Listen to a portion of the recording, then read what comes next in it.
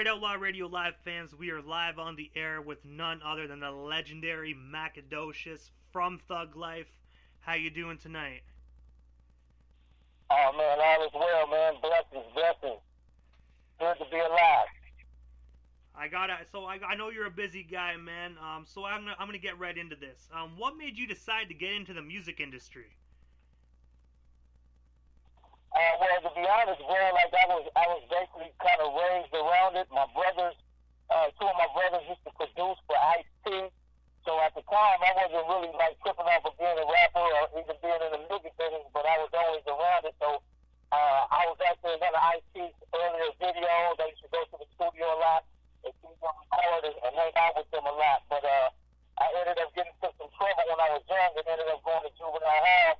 And once I ended up in juvenile hall, I started writing. And I wrote my first rap when I was in juvenile hall, and it went from there, bro. I just started getting good. I actually ended up being one of the dopest rappers in juvenile hall. So, it went from there, and I found out I was good at it, and I took it up. So, I fell in love with it. And you know what? Before the Thug Life days, you and Rated R were a part of a rap duo called Double Jeopardy.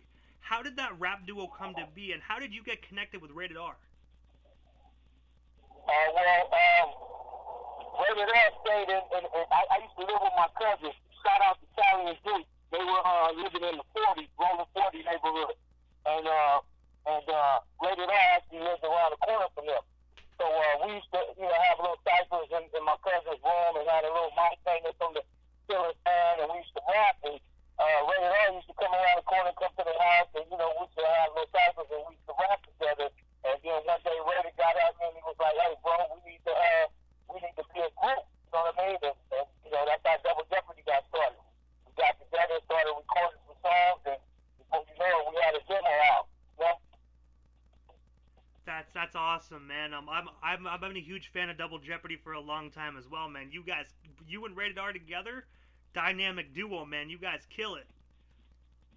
I appreciate it, bro. Shout out to Rated R. I want to say free Rated R. That's my little bro right there, man. I can't wait till we get on so we can start recording again and get it back cracking. You know what I mean? Most definitely, I agree with that. Free Rated R, man. Free them up. Yes, sir. So I have to ask this. How did you and Tupac get connected? What's the story behind that? Well, actually, like I was saying, it goes back to Double Jeopardy. Me and Runner, Rated R, we had a demo out, and at the time we were working with Coolio. Shout out to my brother Coolio. He was actually helping us out and shopping our deal, trying to get us a deal, and we actually auditioned for Eazy-E and a couple other people. And one day Coolio called me and Runner, and we were Rated R, and he told us, hey man, I got a surprise for you guys. I want you to meet you at this hotel next door to the Comedy Store on Sunset Boulevard in Hollywood. So we was like, okay, cool. So we got up there, and we knocked on the door of the hotel room, and lo and behold, the guy Tretch, shout out to my boy Tretch from Rally by Nature, Tretch opened up the door. And, Tretch didn't know us from nobody, bro, but he welcomed us in, and he hugged us like long last brothers, like he knew us his whole life, you know what I mean? So we walked in this man, and you got to picture this, we're two young, aspiring rappers, learning to get in the game and stuff like that, and it was like a dream come true, bro. We walk in this room, and we're greeted by Tretch from Rally by Nature, and we look around the room, there's a couple females in the room sitting on the bed, we see Coolio in there, we see Coolio's DJ Rhino, and then we look to the left, and there's Tupac the chorus in the room, rest in peace Tupac, shout out to my boy Doc. Tupac's in the room, and it was like crazy, like, it's Pop, right? So, we introduced ourselves, and everybody introduced themselves, and we all got together, and I actually kicked it off. I was like, hey, man, what's up? You guys got any instrumentals? And Chris was like, yeah, we got instrumentals. So actually, it was the demo tape from 1992. This was their album at the time, but it was all instrumental. So we played that CD, and it wasn't even CD at the time. Wow, it was a cassette tape. He played that cassette tape, and we just started rapping, bro. And it's like, we were all freestyling and doing our thing. And you know anything about rap? And people out there in the radio world know anything about rap? When you freestyling, you can go so long, but every now and then you're gonna fall off. But for some reason, bro,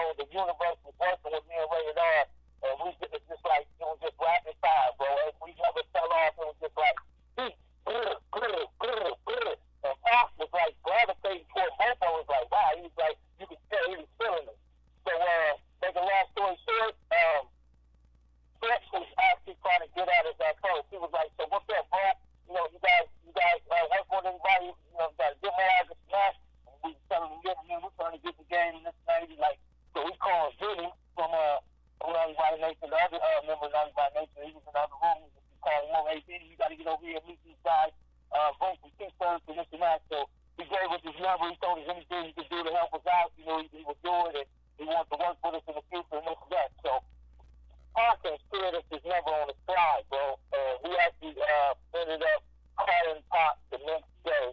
And I'm going to tell you how fast it worked. We met Pop on a Friday. That Saturday we called him. We were out at his house in the valley. We went out to meet him, and he told us about, you know, a group called Thug Life that he was thinking about putting together, and that we would like to be a part of that. And, of course, we was like, hell yeah.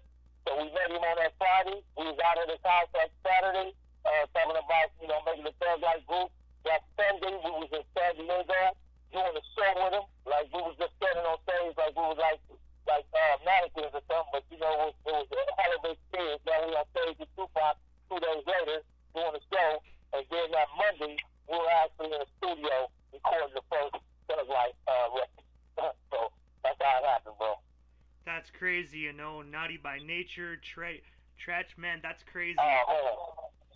In fact, I can feel it like it was yesterday, bro. I get goosebumps even just thinking about it. It was like, you know, it was our time, bro. Like they say, in the universe, everything has its season, bro. And, you know, that was being rated R season. And we got, you know, it was just an honor to get picked up and get noticed by someone like Tupac, bro, and the rest of history. You know what I mean? It's one of those moments, man, that it's one of those moments that you probably will never forget. That's probably one of the most surreal moments. That's the dream right there, definitely. Man. That's the dream. Most definitely, bro. Most definitely.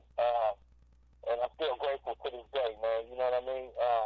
The times that we had with Pop, you know, I wouldn't trade for the world, bro. It was just, you know, it was an awesome experience, bro. And just as much as we learned from Pop and an honor it was for us to be with Pop, it was also, I believe, an honor for Pop to meet us and learn from us. Because, you know, we fed off each other's energy, bro. So we was just like a unit, bro. And we fed off each other's energy.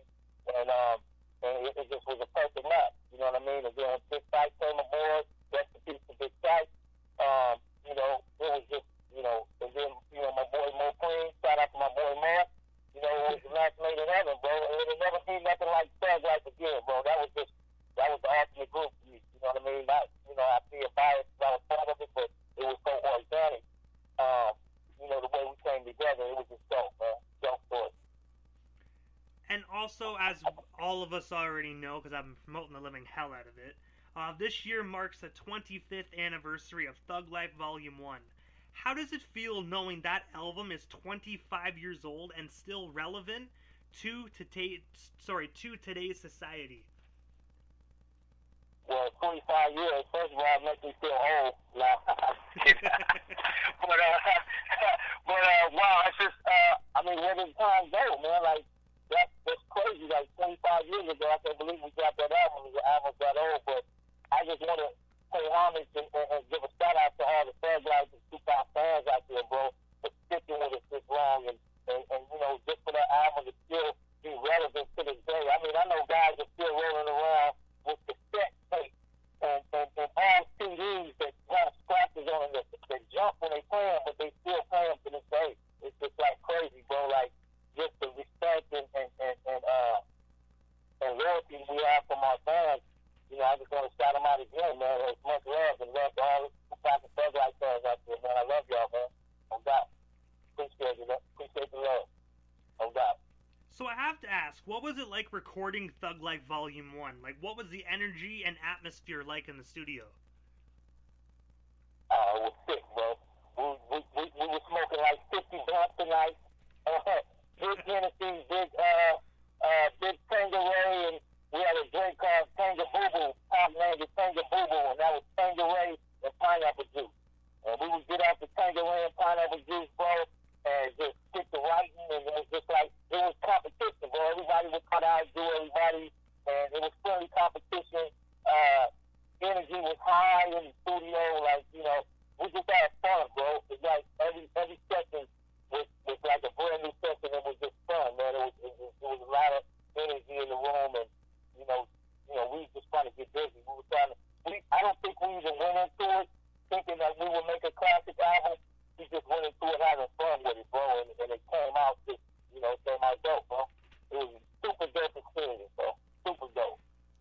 said earlier, man, it's still relevant to today's society. There's a lot of even that album is still helping a lot of other younger males and even females through a lot of things in life, man. So for on behalf, I told you this when we were talking, just me and you on the phone, but I have to say, on behalf of myself and all of us Tupac Thug Life fans, thank you for your contribution to real hip hop, man. Thank you for helping us through some of our hard times in our lives, man. Thank you. No doubt, bro.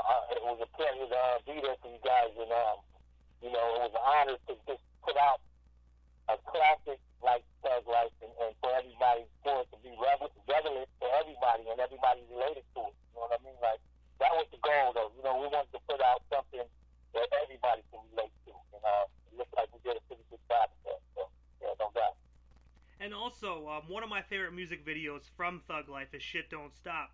So the music video "Shit Don't Stop," everybody that's seen that music video, we all know that unfortunately Tupac was locked down. But you and Rated R performed majority of that song in the video version. What was it like doing that music video with all like the lyrics all bunched together? Like, it was a lot different than the studio version.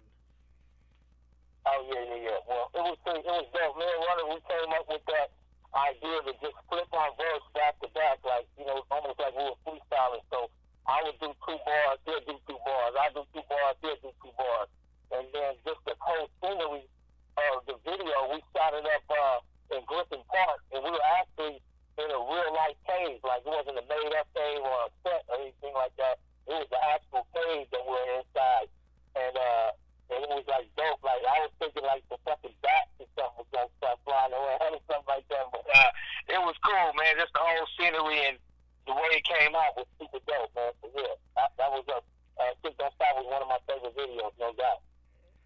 See, you know what? I love it because you can actually tell the cave is real because you can see the dripping water in the cave. Like, that ain't no faking that shit. Wow. That's real. Exactly, bro.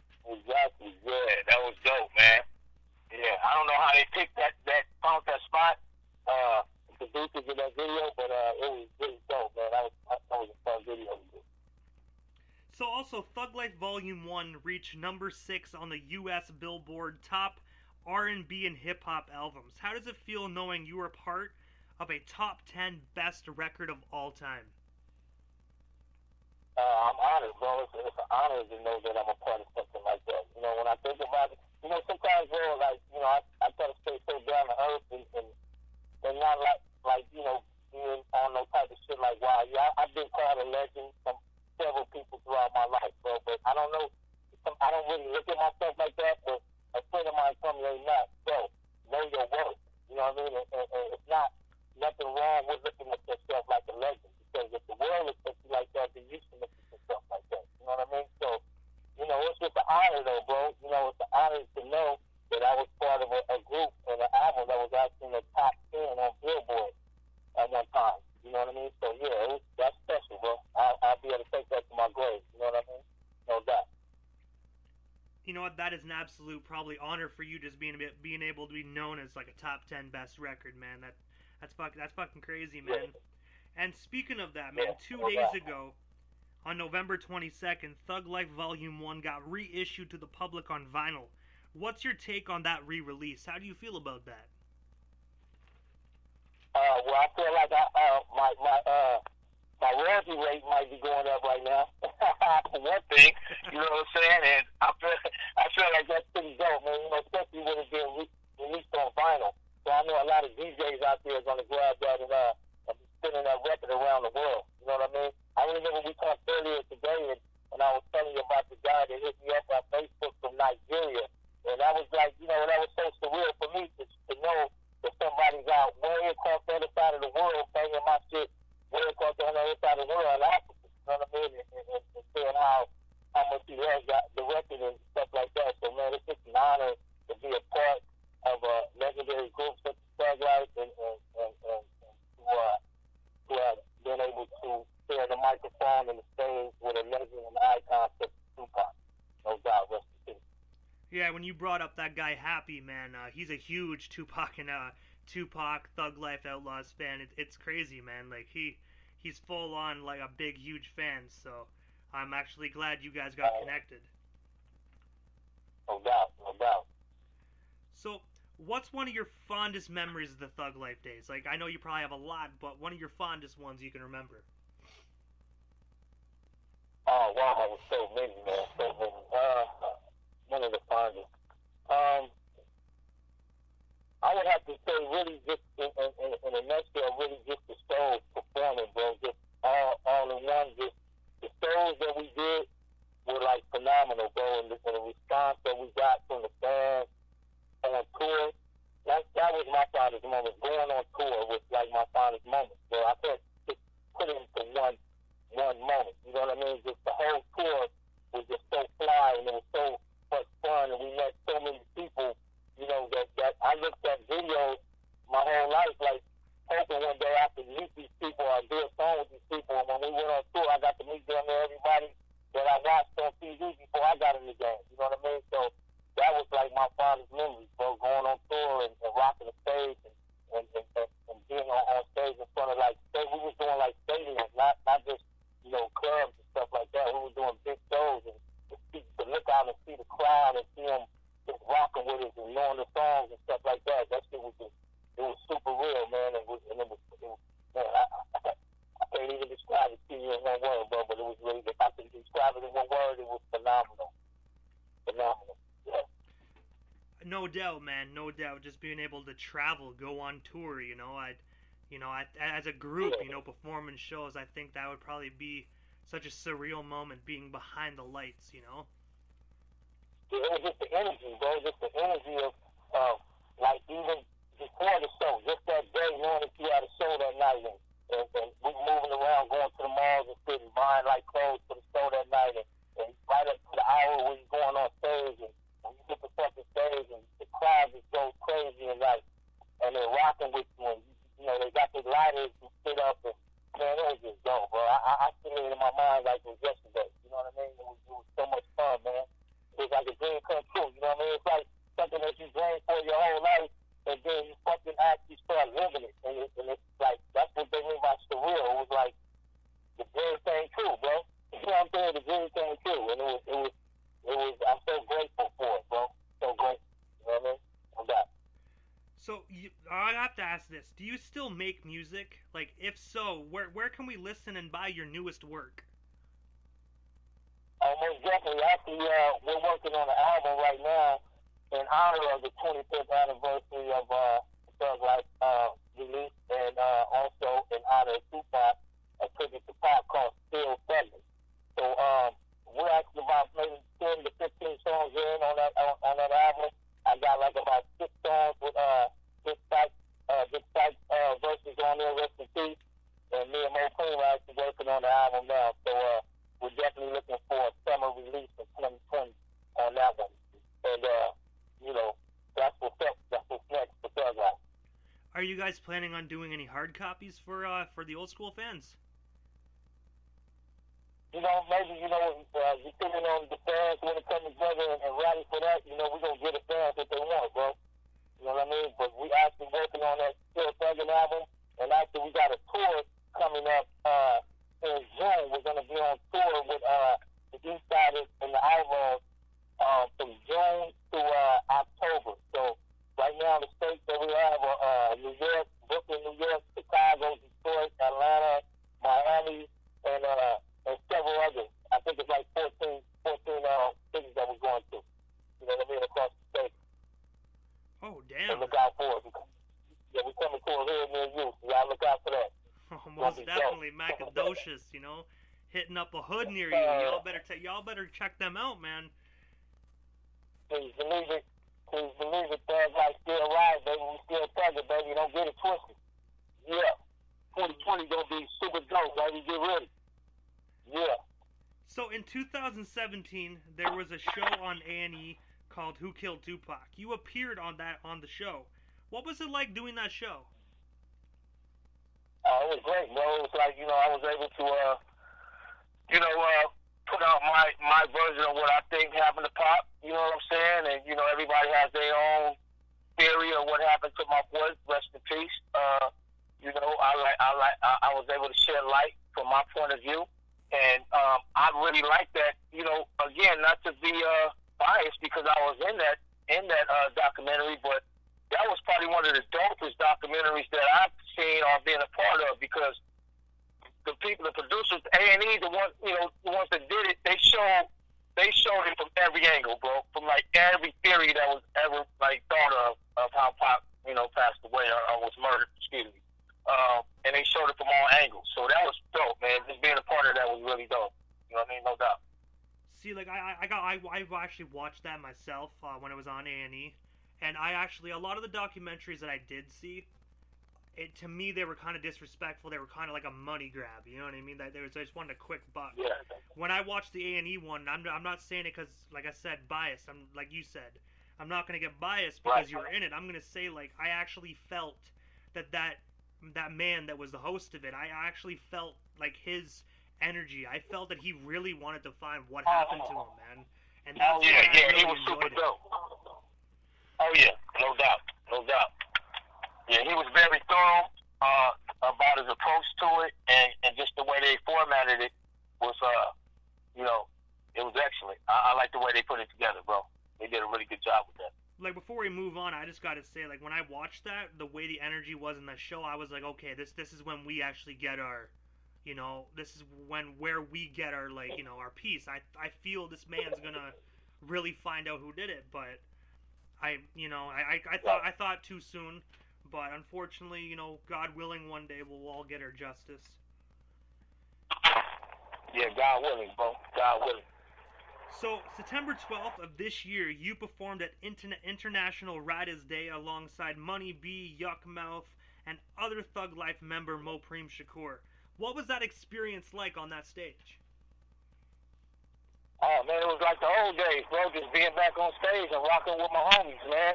It was cool, like, again, we got on stage and our loyal fans, the Thug Life fans, they showed up, and, they gave us a lot of energy, man, and a lot of props. So it was really dope to be back on stage with my brothers and rock out with them.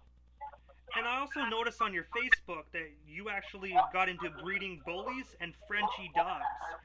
What's the story behind that, and what made you decide to get into dog breeding? Oh man, that's my first love, bro. I love dogs, bro. I'm a dog man. I've been a dog man since I was a kid, bro. Like, my upbringing wasn't the best, you know what I mean? But all I can say is when, I would go through things with my mom or whatever, I would go outside and talk to my dogs, bro, and I would just get with my dogs, and my dogs always show me that unconditional love. So I've always had dogs in my life.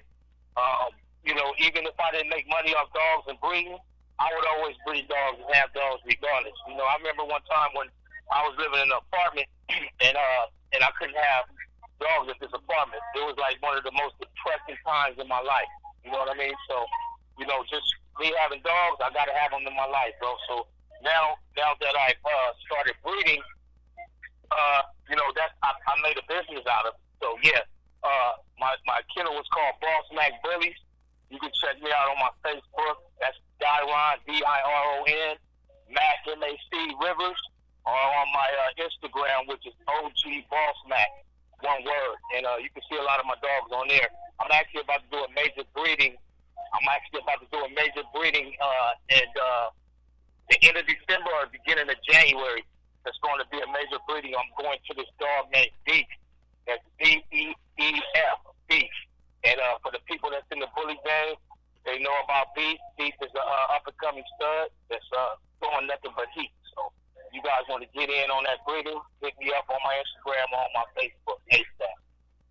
And you also make and sell your own t-shirts. Where can our listeners buy them, and what other merchandise does Macadoshis offer? Oh, well, right now, that's what I'm doing, man. I'm actually, I just walked in to one of my t-shirt spots right now. I'm about to get some more t-shirts printed up. Again, you can hit me up on my Facebook, Diron, D-I-R-O-N, Mac, M-A-C, Rivers, R-I-V-E-R-S, on Facebook, or on the Instagram, OG Boss Mac, O-G-B-O-S-S-M-A-C. And I have shirts on there available. Just hit me on my inbox or on Messenger.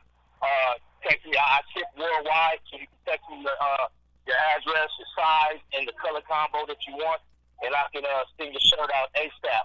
Also, I actually have a website coming up real soon for the T-shirts. So you guys be on the lookout for that. You know what I mean? The shirts is, and I want to thank everybody out there too for the support and the love that I've been getting on these T-shirts, man. It's been so phenomenal. The support I've been getting that it actually inspired me to create a new T-shirt called Grateful, the Grateful T-shirt. And because I'm so thankful and I'm so grateful for the response that I'm getting off these T-shirts. So anybody out there, you know, we all been through a lot of things in our life, ups and downs. But for one thing's for sure, we all have to be grateful, even if you're grateful for just waking up in the morning. You know what I mean? Be grateful, because when you're grateful and you show gratitude, the universe will give you more things to be grateful for. Trust that. So look out for the Grateful T-shirt that's coming up next. And you know what? That's a great saying. That's a great kind of T-shirt. I actually seen it on your Facebook, a picture of you wearing it, man. It was glowing green, man. That shit's dope. I also have to ask this. How much does it cost for, like, our international people to buy a T-shirt? Like, dude, how do you accept payments? Can you do PayPal, or how does a payment? Oh yeah, no doubt. No doubt. You can use PayPal. You can use PayPal. You can use Venmo. You can use Cash App, or you can use Zelle. I take all of those platforms of payment. And all you have to do is send the money overseas. You know, you pay for shipping and handling, so it'll be like $35 for the T-shirt for me to ship it to you, which is a really good price. And you know, that's it right there. That's Venmo. That's Cash App, Zelle, or PayPal, and we can get you this T-shirt ASAP. I appreciate the love and support in advance to everyone out there. Thank you. And I gotta ask, Macadoshis, what's next for you? Like, other than dog breeding and T-shirts and the Element of Tour, anything else you guys got cooking up that you want to announce on the air? Hey, bro, you know what, man? I just try to stay motivated and ambitious at all times. You know, my thing is I'm definitely going to step into the real estate game. I've been studying it, and, you know, anything that you get involved with, you need to study it first and learn the game and master the game. So that's what I'm doing right now. I'm learning the game of real estate. I want to take my profits from this T-shirt game and from my music and from my dogs, and I want to put that into the real estate game. And I want to be successful, and I'm going to be successful in that as well. So that's next up for me. So, you know, anybody out there looking to buy a home, look out for me, man. I'm going to be out there selling homes, flipping homes, and I have rental property as well. So look out. That's what I'm doing. Yeah. Hey, you know, it's not every day you can buy a home from a legend like Macadoshis. So, guys, be on the lookout. Hey, say that again. That's right. No doubt, no doubt. That's a slogan and a half, man. You totally put that on a business card. Straight up. Come on, man. Yes, sir. Love the energy. Love the energy, bro. Yes. So, normally at the end of the interviews, when the artist comes on the show, I give them a chance to give shout-outs or to whomever they want to give shout-outs to, and also their social media handles. That way, people that can follow you on your social media if you're not already doing that. Oh, no doubt, man. I appreciate that. Well, first and foremost, man, I want to give a shout-out to most definitely my better half, my wife, Chantrice. Everybody knows her as Shanny. You know, she's been holding me down from day one, over 30 years plus. You know what I mean? And I don't think I could have did it without my queen. You know what I mean? So shout out to Shanny. Shout out to my kids. Little Ron, rest in peace. Dejan and Dion, my three sons. You know, they've always been my inspiration. And, you know, again, without them, I don't think I would be where I am today. Shout out to all my friends and family out there. I love you guys, and thank you so much for your support over the years. Shout out to my boy Rated R. Free my boy Rated R once again. Mo Queen, my whole Thug Life. Shout out to Big Sight, rest in peace, and Pac, rest in peace. Shout out to my whole Thug Life fans, my whole Thug Life family. And shout out to all the fans out there. You know, all the Tupac fans and Thug Life fans and Outlaw fans out there. Shout out to the Outlaws as well, Noble and Edie and Plato, rest in peace. Aki Gaddafi, big Stretch, rest in peace. You know, shout out to my whole Thug Life Outlaw family. You know, and again, shout out to all the fans. I love you guys, and thanks a lot so much for the for the love and support and loyalty over all these years. Really appreciate it. Really grateful for it. So, sorry about that. If you could provide your social media handles one last time for our listeners, just that way they can follow you. Most definitely. Okay, you can definitely follow me on Facebook at Diron, that's Diron, Mac, M-A-C, Rivers, R-I-V-E-R-S, and also on Instagram at OG Boss Mac, that's OG-B-O-S-S-M-A-C, one word. Get at me, y'all. Follow me. Let's get it cracking. Nothing but positive energy. I want to say this. I'm not selling T-shirts. I'm selling frequency and vibration. Positive frequency and positive vibrations, baby. Get aboard. Let's do it. I gotta say, Macadoshis, thank you so much for coming up on Outlaw Radio Live. This interview was most definitely a dream come true for myself. So thank you so much for providing me with 32 minutes of your time, man. It was an absolute honor and a blessing. So thank you. No doubt, B. And I want to thank you for having me on, bro. You had the dopest questions, and I like the way you put it together. I wish you nothing but peace, blessings, and success in your career. And I look forward to working some more with you, man, and putting some more stuff together. Let's get it cracking, bro. Hey, I can't say no to that, man. I'm most definitely down. We're connected. We have one another on Facebook, so anytime you want to put in some work, you hit me up. Sounds great, buddy. Sounds great.